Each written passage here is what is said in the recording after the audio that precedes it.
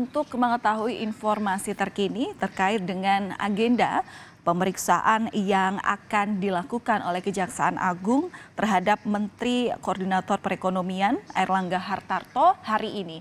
Akan langsung kita tanyakan kepada jurnalis Kompas TV yang saat ini juga sudah ada di Kejaksaan Agung.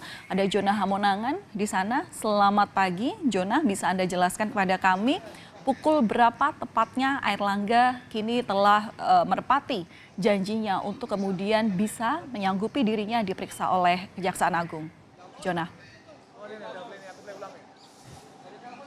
Ya Vale, tadi Airlangga Hartarto datang pukul 8.24 pagi, datang menggunakan mobil Toyota Land Cruiser hitam, dan tadi kami melihat datang bertiga, yaitu Airlangga Hartarto dan dua. Dan kami tadi melihat ada dua pendampingnya, satu menggunakan batik dan satu menggunakan kemeja putih. Kami masih mencari tahu pendampingnya ini siapa, apakah kuasa hukum atau mungkin dari staf khusus dari Kemenko Perekonomian. Nah, terkait dengan kedatangannya ini merupakan kedatangannya pertama, di mana sebelumnya sudah dipanggil pada tanggal 18 silam hari Selasa, tapi tidak datang alias mangkir dan tidak ada pemberitahuan kenapa tidak datang. Dan dari pihak Kejaksaan pun sebenarnya sudah menunggu sampai pukul 6 malam, namun memang selama seharian penuh tidak hadir sama sekali. Jadi hari ini, hari Senin adalah kedatangannya pertama, di mana kapasitasnya adalah sebagai saksi, di mana dalam rangka untuk pemeriksaan kasus ekspor minyak goreng mentah atau crude palm oil. Jadi memang kasus ini sebenarnya sudah cukup bergulir cukup lama. Jadi pemeriksaannya dalam rangka untuk melihat, kalau kita lihat kapasitas Airlangga sebagai Menko Perekonomian, tentu saja sebagai orang yang mengambil kebijakan, sebagai orang yang mengetahui kebijakan. Jadi itu saja poin utama dari pemanggilannya sebagai saksi atau terperiksa hari ini dalam rangka untuk mengetahui apa saja kebijakan ketika beliau menjadi Menko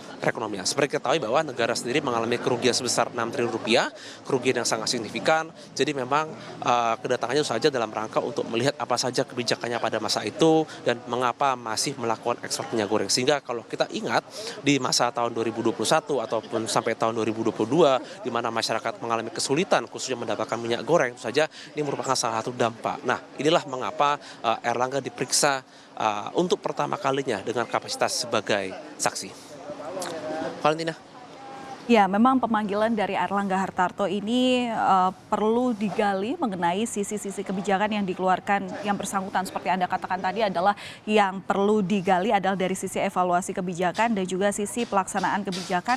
Karena memang beban kerugian negara ini tidak bisa kemudian ditagihkan kepada 3 korporasi yang memang sebelumnya sudah ditetapkan sebagai tersangka. Selain dari Airlangga Hartarto, tentu Kejaksaan Agung ini terlihat terus mendalami dan ada potensi saksi-saksi lainnya juga yang akan diperiksa. Adakah keterangan terkait hal ini, Jonah? Siapa saja nantinya selain Airlangga Hartarto yang juga turut diperiksa berkaitan dengan kasus ini?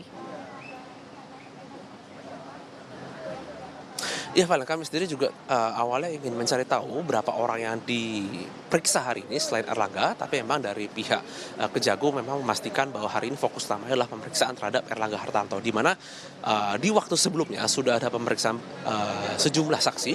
Jadi memang pemeriksaan di Airlangga ini yang dimana sudah seharusnya dilakukan minggu lalu, tapi baru dilakukan hari ini. Apakah nanti ada saksi tambahan atau mungkin ada saksi yang sebelumnya diperiksa dan akan dipanggil lagi, ini masih menunggu konfirmasi. Tapi memang kalau kita lihat fokus utama yang dilakukan oleh tim Pitsus Kejagung khususnya kepada pemeriksaan Airlangga ini adalah melihat bagaimana rangkaian kebijakan. Jadi ketika saksi sebelumnya sudah diperiksa terkait dengan adanya indikasi korupsi ataupun indikasi lainnya, maka pemeriksaan hari ini di mana fokus pada Airlangga dalam rangka untuk melihat rangkaian kebijakan ketika kebijakan dilaksanakan dan akhirnya merugikan masyarakat. Seperti ketahui bahwa sudah ada beberapa yang menjadi tersangka dan tentu saja pemeriksaan ini adalah salah satu indikasi untuk melihat apakah ada indikasi mungkin dari kerugian ini dikarenakan ada kebijakan-kebijakan yang mungkin dianggap keliru khususnya oleh tim pidana khusus Kejaksaan Agung.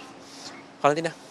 Baik, terima kasih atas laporan Anda, Jonah Hamonangan. Nanti tentu akan kami update bagaimana perkembangan selanjutnya, utamanya proses pemeriksaan yang mungkin sudah selesai nanti, seperti apa hasilnya, apa yang kemudian ditemukan oleh tim penyidik begitu ya dari Kejaksaan Agung. Terima kasih atas laporan Anda, Jonah.